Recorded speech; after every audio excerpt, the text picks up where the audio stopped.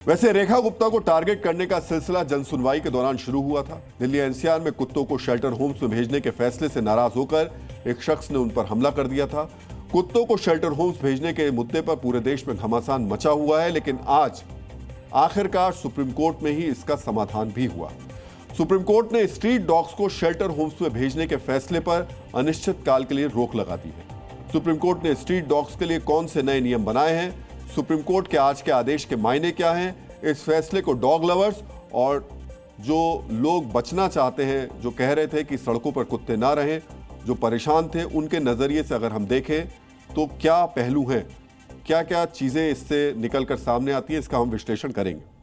तो जो पहले मेन पॉइंट्स हैं वो आपको बता देते हैं। सुप्रीम कोर्ट में आज जस्टिस विक्रमनाथ, जस्टिस संदीप मेहता और जस्टिस एन.बी. अंजारिया की बेंच ने कहा कि कुत्तों को हमेशा के लिए शेल्टर होम्स में नहीं रखा जा सकता, लेकिन इसी के साथ साथ उन्होंने स्ट्रीट डॉग्स के रखरखाव के लिए कई दिशा निर्देश भी दिए हैं। सुप्रीम कोर्ट ने कहा कि नगर निगम की जिम्मेदारी है कि हर आवारा कुत्ते की नसबंदी की जाए, इसके अलावा उनका वैक्सीनेशन किया जाए।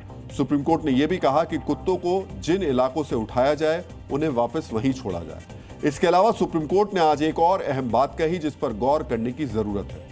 सुप्रीम कोर्ट ने कहा कि पिछले आदेश के बाद जितने स्ट्रीट डॉग्स को शेल्टर होम्स भेजा गया था उन्हें वापस छोड़ दिया जाए।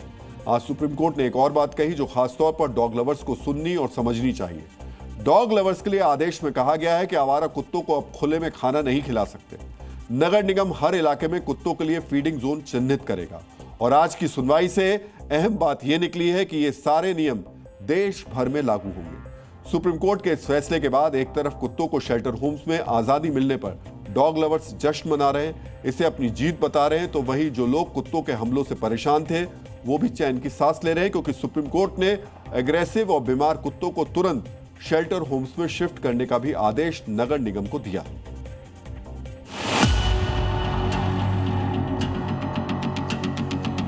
हैप्पीनेस है इस चीज़ को लेके, क्योंकि हम 11 अगस्त से इतना स्ट्रेस में थे और mentally everybody was concerning a lot, तो ये चीज़ बहुत अच्छी आई है।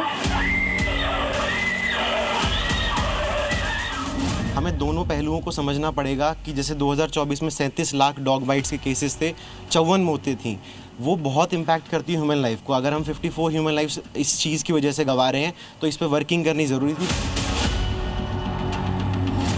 बहुत ज़्यादा खुश हूँ सुप्रीम कोर्ट के इस डिसीजन से। उन्होंने बहुत सही डिसीजन लिया है। 10 दिन से हम लोग इतना परेशान हैं अपने बच्चों के लिए, रात दिन हमें डर लगा रहता है कब उठा लेंगे, कब उठा लेंगे। मैं वही कहता हूँ इन डॉग प्रेमी को, मैं कहता हूँ कि आप ये बताएं जब उस डॉग ने काटा क्या वो ये डॉग प्रेमी उससे मिलने गए? बिल्कुल जीत तो है, क्योंकि 10 दिन से हम लोगों ने इतनी पेट्रोलिंग की है, रात रात भर हम लोग ठीक से सो नहीं पाए हैं कि हमारे बच्चों को तो कोई नहीं ले जाएगा। अभी तक शेल्टर था नहीं तो आप लोग कहाँ ही ले जाते, और अभी डॉग्स पिक होने शुरू हो गए थे।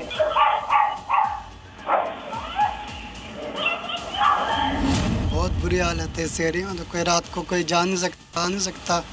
मेरा भाई है, 6 कुत्तों ने अटैक करा उसको यहीं पे।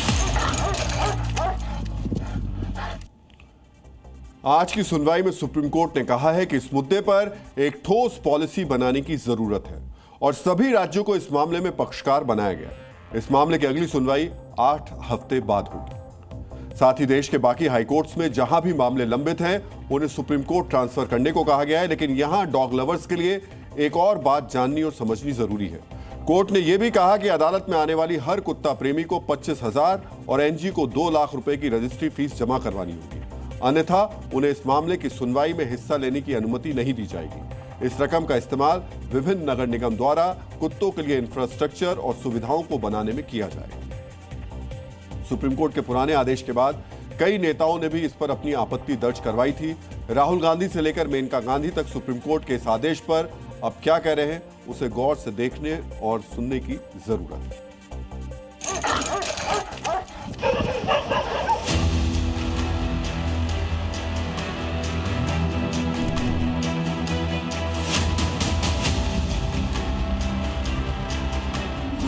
I welcome the order by the Supreme Court, considering the earlier order was not just inhuman, it was also going against the humanitarian cause that everybody believes in. मैं बहुत ही खुश हूँ इस फैसले के साथ। काटने का केवल एक ही वजह है और वो है कि जब कुत्ता उठा करके कहीं और फेंका जाता है। A wrong judgment which was given earlier has been corrected by the Honorable Supreme Court. कहते हैं कि हमारे स्कूटर पर बैठ करके वैक्सीन खाते हैं तो वो भी आक्रमण माना जाता है। तो ये फैसला हम लोगों को पहले बताया जाए कि आक्रामक कुत्ता होता क्या है। मेनका गांधी एक तरफ तो इस आदेश से खुश हैं, लेकिन दूसरी तरफ वो सवाल उठा रही हैं कि खूंखार कुत्ते की परिभाषा क्या है। मेनका गांधी जो कह रही हैं कि अब इसी सवाल से नया घमासान शुरू हो जाएगा, खैर ये तो आने वाले वक्त में ही पता चल पाएगा। आवारा कुत्तों को लेकर आया सुप्रीम कोर्ट का यह फैसला समाज के हर वर्ग की भावनाओं को समेटकर आया, लेकिन सुप्रीम कोर्ट ने हर कुत्ते के वैक्सीनेशन का जो फैसला सुनाया है उस पर अमल कर पाना इतना भी आसान नहीं होगा। स्ट्रे डॉग्स की नसबंदी और टीकाकरण करने के इस फैसले को लागू करने में खजाने खाली हो जाएंगे। एक अनुमान के मुताबिक पूरे दिल्ली एनसीआर में करीब 8 लाख से ज्यादा आवारा कुत्ते हैं। ऐसे में अगर इन कुत्तों की नसबंदी में खर्च होने वाले सबसे न्यूनतम मूल्य यानी 3,000 रुपए भी मान लिया जाए तो कुल खर्चा करीब 2400 करोड़ रुपए के आसपास बैठ रहा है, जबकि एमसीडी ने पशु चिकित्सा सेवाओं के लिए सिर्फ 108 करोड़ रुपए का बजट रखा है। अगर देश में 15 करोड़ कुत्तों की नसबंदी करनी हो और प्रति कुत्ता औसतन लगभग 3,000 रुपए माना जाए तो कुल लागत 45,000 करोड़ रुपए आएगी। सवाल तो यह भी है कि इतने कुत्तों की नसबंदी करने के लिए क्या इस देश में पर्याप्त व्यवस्था है। यही वजह है कि आज अपने आदेश में सुप्रीम कोर्ट ने यह कहा कि आवारा कुत्तों को लेकर कोई ठोस पॉलिसी बनाने की जरूरत है।